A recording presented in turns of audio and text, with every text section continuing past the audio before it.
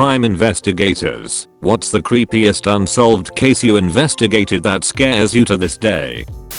I work as an investigator for the county medical examiner. The cases that always creep me out are the Jane and John does, especially the younger ones. How could a family not report a loved one missing for 10, 20, or 30 years? Some of these cases are not suspicious, so it's not like the family is worried about going to prison.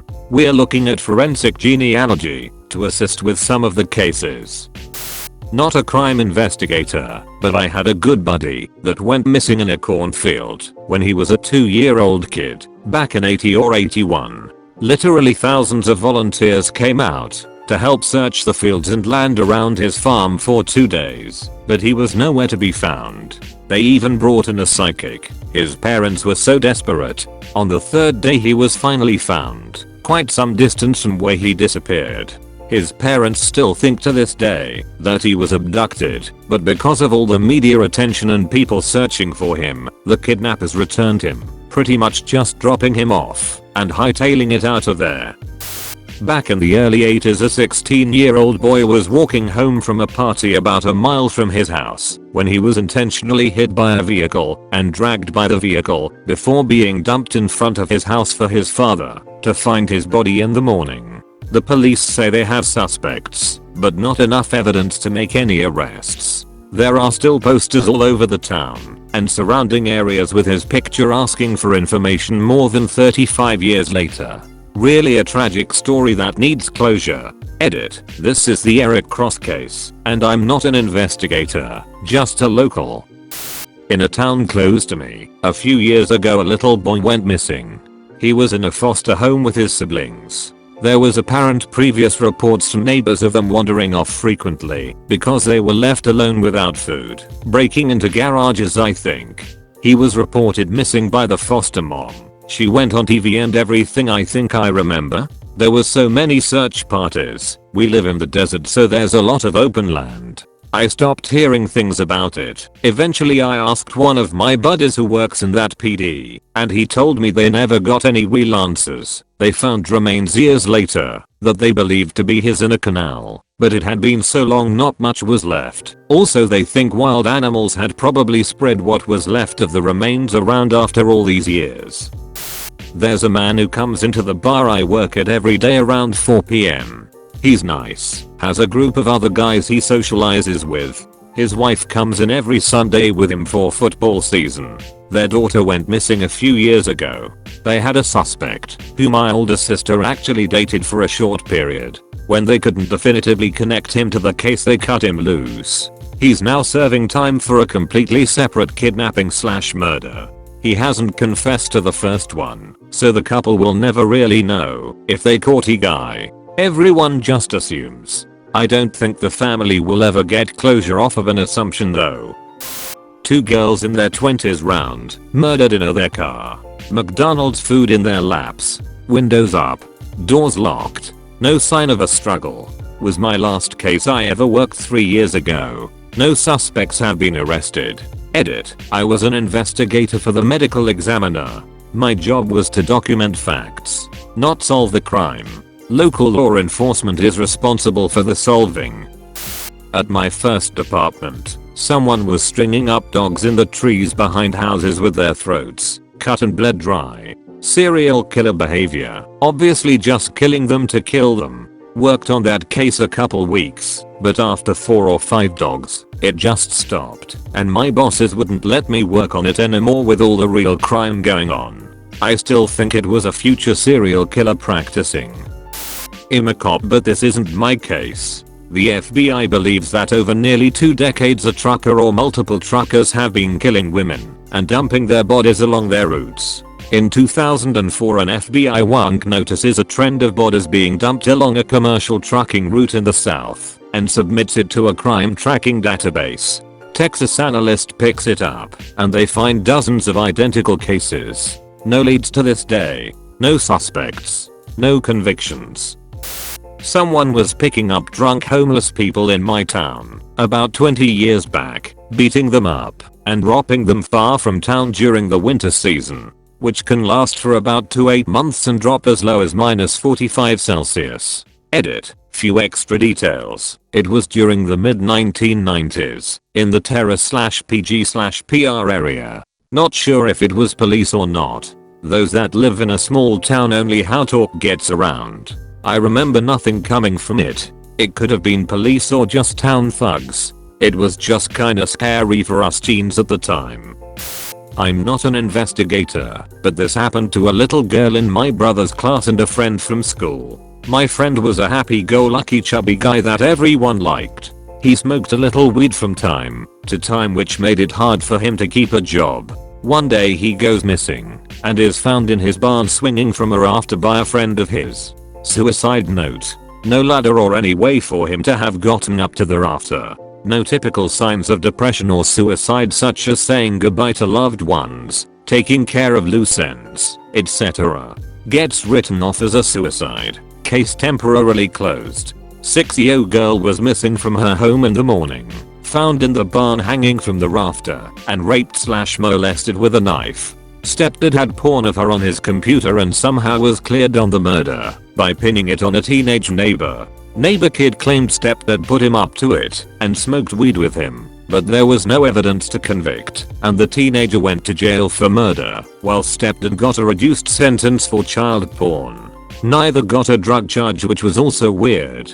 The reason I mentioned these together? Stepdad was the friend who called in my friend's death. After no luck with the county, I anonymously messaged Channel 5 and they had to reopen after it was reported publicly that they missed something. Forensic analyst said the suicide note was faked. Suddenly the detective on the case finds there was a ladder present, reclosed the case, and retired. Dude got away with murder, twice in one case, and once in another. I'd consider both unsolved till the right guy goes down for them. I don't work in crime investigation anymore. I do animal rescue. But we kept receiving animals found stray that had been sexually abused with sticks, and we had to take them in, help them recover, and find new homes. It happened for 2 years straight, then nothing. He's either dead, locked up, or moved on to humans. Police have DNA, but no one has ever been caught or linked to it. Mystery was solved a few days after it happened, but I figured I would share anyways. In the town I live in, there's a rundown motel that all the druggies stay at. Well, anyways, there was a night that a man walked into and pulled out a sawed-off shotgun and blew the cashier's brains all over the wall. Stole $112 and some change. Obviously our investigation was opened, and for 4 days they didn't have any leads or anything. Turns out on the evening of the 4th night they supposedly found the murderer behind the motel in a cornfield in a fetal position, just rocking back and forth. Not a crime investigator, but the older brother of someone I went to high school with disappeared in August of 2017. He had gotten into drugs, went to rehab, and was trying to rebuild his life when he went to Maryland to visit a friend from rehab. When he got there, the friend had made other plans, but sent him to hang out with this other woman in her 40s. He was not allowed at the woman's house, so she drove him to a piece of property her uncle owned, left him there to detox without any food, water, or shelter, and claimed she would be back soon. She left him there for 3 days, claimed to drop off supplies, but his parents had their doubts about that. When the parents came a week later, he was gone, and the woman claimed to not know where he went. A couple months later his body was found over 100 miles away. His death is being investigated, and I believe the state is building a murder case against the woman. I will be following when that happens. Very sad story. If anyone wants to Google it, his name was David Gibson Smith. Someone had been leaving half-eaten fish all over West London, as in counterboard fresh fish, scales and all. It was an ongoing cold case cause the saliva was the same on each one. No one was really victimized by it though, so we never got a chance to properly look into it. A local girl went missing about 2 years ago. Whole community and neighboring communities got involved. Had a hashtag they painted on car windows and everything. Tried like crazy to find her. The parents still hold out hope, but I'm not convinced they really do, and it's devastating to watch. I have friends that know the family. I have 2 young girls, and this is a fear that my job forces me to take home with me, that one day they'll disappear and that's it. There are some sex trafficking hotspots nearby. A week after that girl disappeared, I told my wife she was most likely already dead. For a time my business contracted to a pie company that was made up of part-time police officers. One case they told me about was a guy who simply vanished. Normal life, wife, kids, active in the community, gone out of thin air. Over the years, there were verified sightings of him.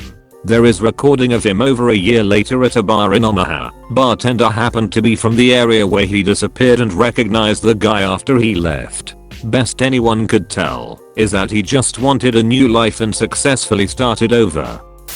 In high school I knew a girl through mutual friends in our very small town. She was a freshman and I was a senior. The story goes she was walking home around 1 AM from a community of trailers about 3 miles from town, and before leaving called her mom for a ride. Mom was a drug addict and refused to come get her. She never made it home. 5 to 6 years later I return home from the military and see a newspaper article. Her remains were found wrapped in barbed wire in a canal. The crazy part is that it had to be a local. I know this because where they found her body was a popular swimming spot in the community and was miles from town and on the completely opposite side of town from where she was the night she went missing. No one swims there now, and the whole thing is largely forgotten by the community with the exception of those who went to school with her. Hinterkaifeck murders 1922 Germany. Creepy sounds in a barn and an entire rural family is slaughtered including a maid who had just arrived. Evidence at the scene showed that the killer had stayed in the home for several days, lit a fire, and fed the animals. Nothing valuable was taken. My father was a police officer some time ago. While in school his platoon was called with every other policeman in region. A kid was missing. They were looking for him for quite some time, yet they did not found him. He was supposed to be somewhere in small forest near the town he was living in. Kid just sunk. After some time people would contact police and say that kid was seen almost 500 kilometers away, alone. They had many suspects but all got the alibi. The case was open for almost 20 years and was closed like 10 years ago. We'll try to find some info about it. Edit post, but here in Poland we do not put such information to public. Edit. I tried to find anything but there's no trace of this accident. I talked with my dad about that. He said that kid was about 9 or SMTH. He went missing in Pomerian Voivodeship in Poland. Sadly that's all he can remember. Sorry guys. Not me but my dad told me about this. On the Gold Coast in Australia in the 1990s, there was a Chinese mob. The wife of the leader wanted a new husband and boy toy. The following is all presumed, but she got people in the mob to kill him. She then presumably cut him up with a garden saw. This is based off of neighbors' reports of a chainsaw at 1 AM for long periods. It was presumed that she put the body in gym bags and put it next to the bin. A teenager saw the bags and wanted to take them, but he kicked the bags and it was squishy, so he decided not to. When she reported her husband as missing, she was the prime suspect. The police found the bathroom covered in blood using UV light.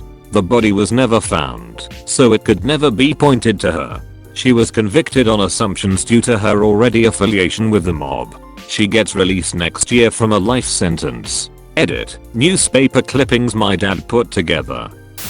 Thanks for watching. Subscribe and comment below your stories to be part of a future video.